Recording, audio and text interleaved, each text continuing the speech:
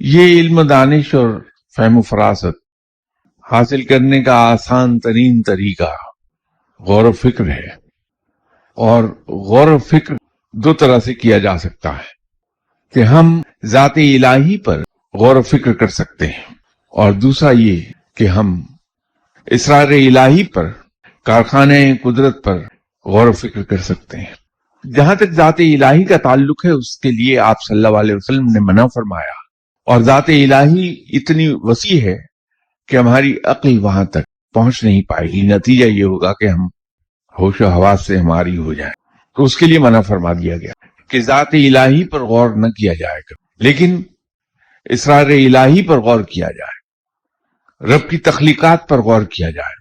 نظام کائنات پر غور کر لیا جائے۔